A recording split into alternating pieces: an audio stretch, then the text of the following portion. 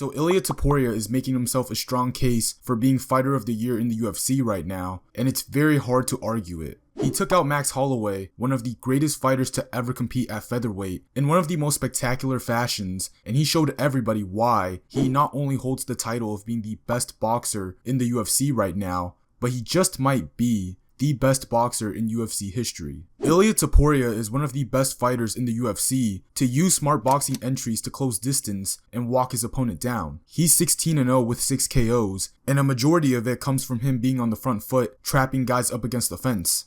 When Topuria initiates, everything starts with the jab for him. He throws it not only with great technique, but also with great variety as well. He can change targets between the head and the body, he can throw multiple jabs as well, which can give his opposition a ton of problems. Once he finds his jab, that's where he can get into a combination flow with his offense.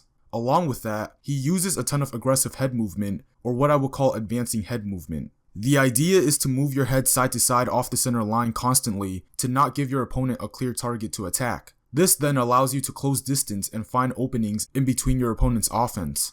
This is where that natural boxing style that he has in the UFC really starts to form. In some ways, I've mentioned this in the past, but it's very similar to Canelo or even Mike Tyson. And before people start losing their minds over what I just said, I'm not comparing these guys, I'm just pointing out similarities as it's clear that it is there. There are a lot of benefits in doing this besides not getting hit and closing distance, but something else that you can do is actually load up your punches or punch from a different angle. When you move your head side to side, you're distributing your weight from one leg to another. In doing this, you have power generated through your legs and hips to unload power punches. If I move my head to my left, I can throw a hard check hook or uppercut because my weight is placed onto my lead foot. Once I throw the punch, my weight then shifts back to my right foot and vice versa.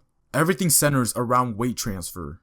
Another thing you can do is throw punches from different angles because of your head position. So again, if I move my head to my left and all of my weight is on my lead foot, if I throw a right hand, that's going to catch you off guard because my head is in such an awkward position. Vice versa, if I move my head to my right and I throw a jab or a check hook, it can catch you by surprise because that's an unusual position to throw that kind of punch. This is something that Topuria is very good at doing because he loves to move his head so much. In order to give yourself a real chance of beating a guy like Ilia Topuria, you have to be able to defend while fighting backwards. Max did a very good job of defending Topuria's offense while fighting on the back foot. Specifically, the footwork was very good to avoid the big combinations that Topuria was trying to set up. There wasn't too many times where Max got caught on the fence. He did a good job of moving backwards to create space every time Topuria tried to initiate his offense. Once he achieved that space, his lateral movement in terms of pivoting away and resetting the fight back to the center of the octagon was well executed.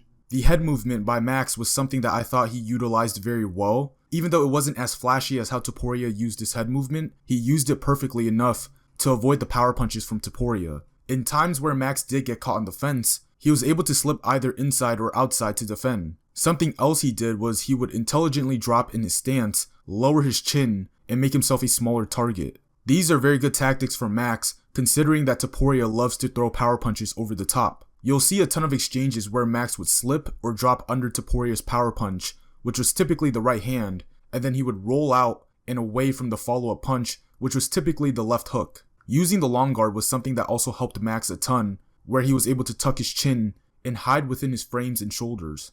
In moments like this where Max didn't have his right guard up, he would get caught with left hooks like this. Topuria assisted his boxing in this fight with a decent amount of leg kick attacks. This is always a good strategy against a fighter like Max Holloway. Everyone does it against Max for a reason, and it was slowly breaking Max down bit by bit. Max has never been a fighter that was good at leg kick defense. He's generally been known as a tough guy that would absorb the damage rather than negate it. Topuria really didn't need to set up a lot of these kicks, probably because his hands were already an established threat during the fight. However, I believe these kicks could have contributed to Max getting finished later in the fight, and we'll get to that in a minute. So Max Holloway's solution to these leg kicks is that instead of him trying to defend them like checking, hollowing out, stepping back, etc., he would look for openings to time counterpunches when Topuria would open up with a leg kick. This is something that I've mentioned many times on this channel, and it's the fact that whenever you throw any rear kick, or matter of fact, any rear attack, you're going to be vulnerable because you're exposed on the center line. In this position, guys can hit you much easier compared to if you were in your normal stance. Max Holloway was catching Topuria with jabs and check hooks whenever Topuria would try to leg kick him, and this was his main source of defense. He wasn't going to avoid the damage, but rather he was going to inflict damage while absorbing the leg kick damage, so Topuria wouldn't be able to throw them without a cost. But something else that Max also did was counter Topuria for closing distance with his head on the center line. Earlier I mentioned that Topuria uses great advancing head movement to close distance, and yes, he did do that, but there were times where he did get a little undisciplined, where he didn't respect Max Holloway and decided to just essentially walk forward. And there was an exchange, I think early in the fight, where Max almost landed that same 6-3 combo that he landed against Alexander Volkanovski, because Topuria just kept his head on the center line in Max's boxing range. Other times Max was able to land some check hook counters, and for certain stretches, Topuria did struggle to find his boxing range in this fight due to Max's striking defense and counterpunching. I've always mentioned that whenever you fight against a counterpuncher, it is extremely important for you to look to throw combinations. The reason why is because as a counterpuncher, defending comes first and then the counterpunching begins. You can't really counterpunch if you can't defend first. If a counterpuncher sees only one punch, there is significantly less pressure to defend against only one punch than it is to defend against multiple punches. If you're going to only throw one punch, you have to be absolutely sharp with your technique and wary about what may be thrown back at you. And especially as the fight goes on, you're naturally going to start getting lazy with your technique because of fatigue. Topuria is one of the best counterpunchers in the game. He's got one of the best cross counters in MMA. He's very good at taking away your jab with it, or countering you as you throw a kick. And in this fight, Max initiated a good amount of combo work. There was a mix of boxing and kickboxing combos, and even if you don't land the combination, you still achieve something within the exchange, and it's the fact that you were able to force your opponent to either reset, or there's no counterpunching being thrown back at you because they're too focused on defending your offense. Little battles like this where you win the margins will allow you to re-establish the fight back in your control. Even when Max wanted to throw kicks, he would set them up with other techniques like his jab or leg kicks to give Topuria something else to think about before he throws his kicks. Max also took advantage of his size and length that he had over Topuria by using a ton of long-range weapons like teeps, jabs, and knee stomps.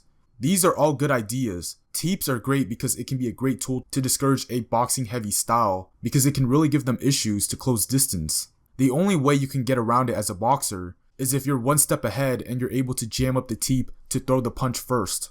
Otherwise, whenever it's thrown at the right distance, it's hard to not address it. Teeps are powerful techniques. The last thing you would want is to recklessly charge into range and run straight into a teep. Jabs are brilliant as well since they can be used offensively and defensively to control exchanges and deter the boxer from coming forward. You obviously just have to be careful as that can be used against you if you're not alerted. But if you use it right, the jab will never not be a great weapon as the bigger fighter. Knee stomps or oblique kicks, whatever it is, great for this specific matchup because Topuria is very heavy on his legs. He bends his knees and really sits down on his stance due to his style mainly revolving around boxing. Knee stomps are perfect to deal with against a matchup like that. And there were times where Max was able to bother Topuria a bit with this technique. It's a very dangerous but underrated technique that can really make an impact during the fight because it contains catastrophic damage. Topuria did defend some of them quite well, but when one lands clean, it can be enough to ruin someone's knee forever. But once Topuria was able to land one of his best punches, aka the right hand, whether it was a cross punch, a right hook, an overhand, whatever it was, once he lands it, that's where he starts to become really dangerous. There were 3 ways he tried to land his right hand in this fight. The first way was through countering the jab. This is something that he has done in all of his fights in the UFC, and it's the most common type of counter in fighting. If his opposition throws a singular jab or a lazy one, he'll either outside slip and counter with the right hand, or he'll inside slip and throw a right hand at the same time. And because he has incredible head movement, this type of tactic becomes pretty much second nature for him, that whenever it happens, it's just off pure instincts. Another way he would normally land his right hand is through simply following it up with his jab. He'll find distance with his jab, change the variety, and commit hard to the right hand. And once he starts to land, this is where you start to see him put combinations together behind it. You'll typically see him follow up with 2-3s, 2-3-2s, or even a 2-7-2 where he'll bring the left hook down to the body to set up his big right hand over the top. That's the same combination that he used to KO Jai Herbert. However, in this fight, even though Topuria found moments to create cross-counter exchanges or set it up with the jab, it wasn't as effective. The opportunities were there, but they largely came up empty. Max Holloway was very keyed in on the attention to detail on Topuria's habits, and he executed very well defensively to avoid the right hand whenever it came off of a counter exchange of his own jab, or when Topuria tried to land it behind his jab. Just a lot of moments where Max was able to pull his head away and roll with the punch, or he was just able to drop under just in time. But where it all changed was when Topuria decided to neither counterpunch nor set it up with a jab, but instead he just decided to throw it nakedly, or he threw what I would call a guard-peeling cross punch. Naked cross punch is pretty simple. It's just a step-in right hand with no setup whatsoever, meaning there's no jab, no feint, no other entry technique, just a right hand down the pipe. And these were some of his more successful shots during the fight, definitely his more cleaner ones that he landed. A guard-peeling cross punch is almost like the naked cross punch, except there's a nuance.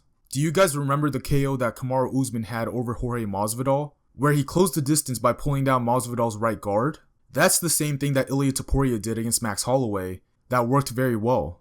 I call it guard peeling just because in boxing, the guard peeling technique is to just pull down your opponent's guard to land, and the concept is very much similar, so that's what I'm just going to call it. But this is a smart move considering it can counter Max Holloway's long guard defense, and sometimes eliminating the setup of the jab can catch the opposition by surprise, just because elite fighters at this level know that once they see a jab, they can anticipate that something big is likely going to come behind it, so because of that they can just move before the punch even comes. This was the same punch that was the beginning of the end where Max Holloway got rocked, and the reason why he got rocked by that specific sequence is if you notice in any other exchange where Topuria tried to throw a naked or guard peeling right hand, Max was usually bladed in his stance. This allows him to defend much better. He has all the options that he wants.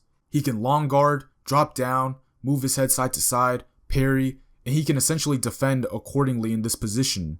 But in this exchange, notice how Max doesn't even react to Topuria's lead hand at all. He steps forward to attempt to guard peel with his lead hand, and Max doesn't even react with his head or his hands. But most importantly, his feet. Look at his base, he's completely squared on the center line. In other exchanges, Topuria was missing the target and the punch was glancing off the side of Max's head. That's a completely different type of blow compared to being hit on the center line and taking everything straight down the pipe. Like, this is a clean and precise hit from Topuria. So from Max's perspective, either A, he was worn down by the leg attacks from Topuria because he did stop moving his feet towards the tail end of the second round, or B, he just made a crucial error within his defense and just got caught. And if that's the case, that's brutal because this is not the type of error that you want to make against a fighter like Ilia Topuria. It looked like maybe he was trying to outside slip the cross punch, but it ended up just being a horrible mistake. But the question is, how does Ilia Topuria just step in with his right hand? Because that's hard to do and it's risky.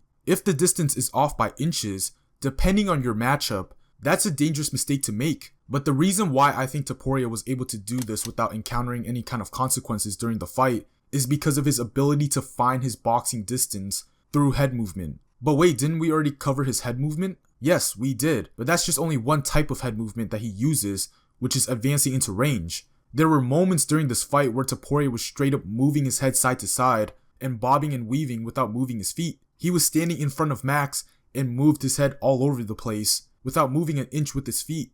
Or maybe there was some minimal resetting, but generally speaking, he was still in range. Some guys control distance by using their footwork to get in and out of range, but Topuria actually controls his boxing distance by moving his head inches out of range. That's huge because he doesn't have to work his way back into range again. In doing this, he recognizes exactly how far his opponent needs to be to hit him, and how far he needs to be so he can hit his opponent. This is probably why he was able to just step in at a certain range, and he knew he wasn't going to be able to miss because this distance that he's at feels very familiar. Something else that I actually think helps him do this very easily is his fighting stance, and it's an interesting one in this fight. He was completely bladed in his stance, and a majority of his weight was on his back leg. Usually fighters are taught to keep their weight in the middle, or some fighters have a tendency to place a lot of weight on their lead leg. But Topuria was distributing most of his weight on his back leg, and it actually looks a lot like the 60-40 stance that people teach in boxing, where 60% of the weight is on the back leg